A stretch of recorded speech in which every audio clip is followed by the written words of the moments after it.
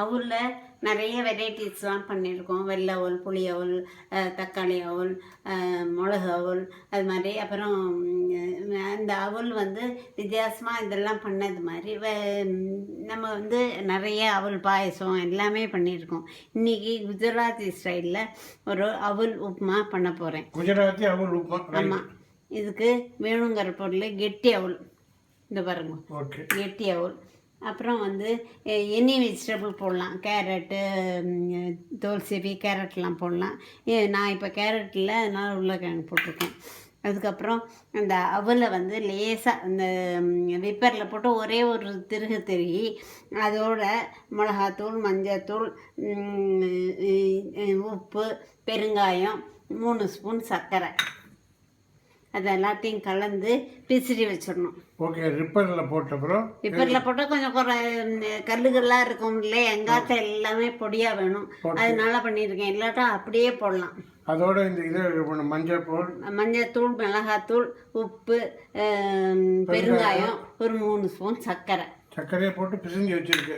ஆமாம். அப்புறம் இதில் வந்து கடுகு, உளுத்தம்பருப்பு, இந்த கடுகு, ஜீரகம் இதெல்லாம் பெசரி வச்சுருக்கோம் இல்லையா, பெசரி வச்சது இதே மாதிரி இருக்கும். ரைட். அதுக்கப்புறம் இதில் வந்து கொஞ்சோண்டு எண்ணெய் விட்டு கடுகும் ஜீரகமும் போட்டுக்கணும். இந்த மிளகாலாம் அதிலே போட்டேன். கடுகு போடுங்க. கடுகு வெடித்த உடனே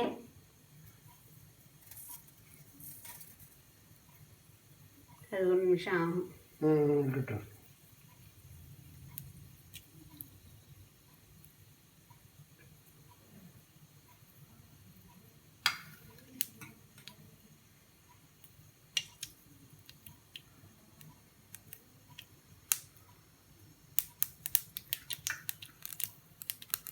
கடுகு வெடிச்சிடுவேன். ஜீரகம் போடுங்க. ஜீரகம் போட்டுருங்க.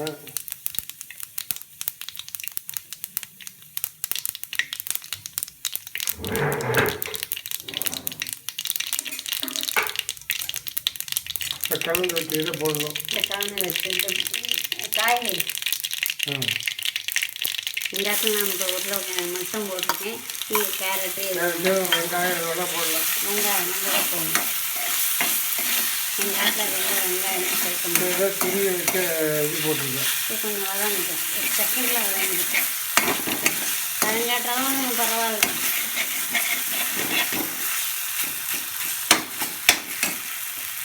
இப்போது இந்த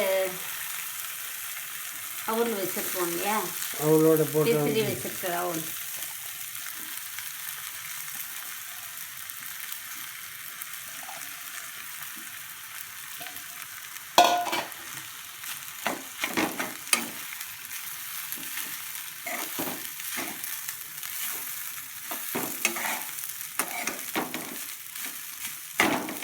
ரொம்ப சிம்பிள். முதல்ல ரிப்பர் போட்டு அவலில் இது பண்ணிக்கோங்க. பண்ணணும்னு அவசியம் இல்லைங்கிறேன். ஓகே. முழுசாகவும் இருக்கலாம். எங்கள் வீட்டில் எல்லாம் சாஃப்டாக வேணும் பண்ணுறதுக்காக பண்ணுவேன். அப்புறம் நல்லா கலாக்கணும்.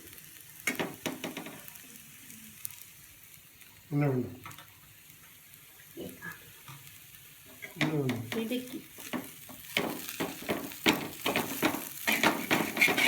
வேறு எடுத்து நல்லா பெசரிட்டு இதை கொஞ்சம் ஆறின அப்புறம் இதில் ஒரு முடி எலுமிச்சம்பழம் பொரியணும். அப்புறம் இந்த கொத்தமல்லி வைக்க வச்சுருக்கோம் இல்லையா, அதை வாசனைக்காக தூரிடணும். இந்த சர்க்கரையும் அதில் போட்டுக்கணும். உங்களுக்கு சர்க்கரை நிறைய ஒன்றா நிறையாவும் போட்டுக்கலாம்.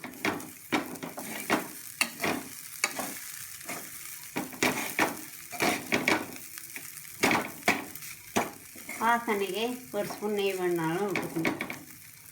இது அப்படியோ ஃபேட்டுன்னு நினச்சா வேண்டாம்.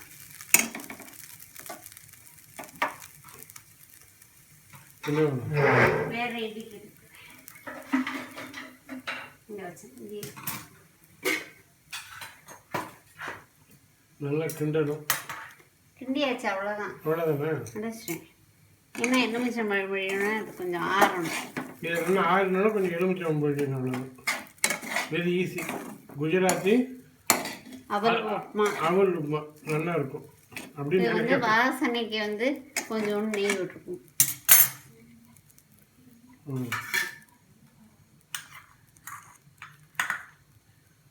அவ்வளோதானா? அவ்வளோதான். நெய் விட்டு எடுத்துடும். யாரோ கேட்டாலும் கடைசி ப்ராடக்ட் கொஞ்சம் நெய் விட்டுக்கோங்க.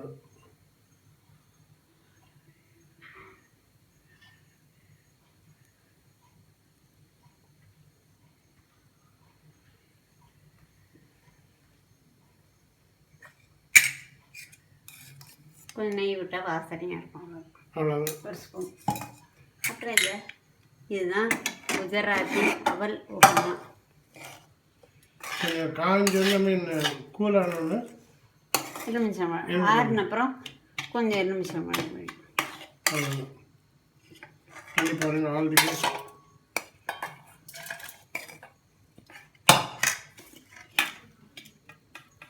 குஜராத் அவல் உப்புமா. அவல் உப்புமா தானே? ஆமாம். அவ்வளோதான். All the best. பண்ணி பாருங்க. ரொம்ப சிம்பிள், நல்லா இருக்கும்னு நினைக்கிறேன். தேங்க்யூ. கமெண்ட் கொடுங்க.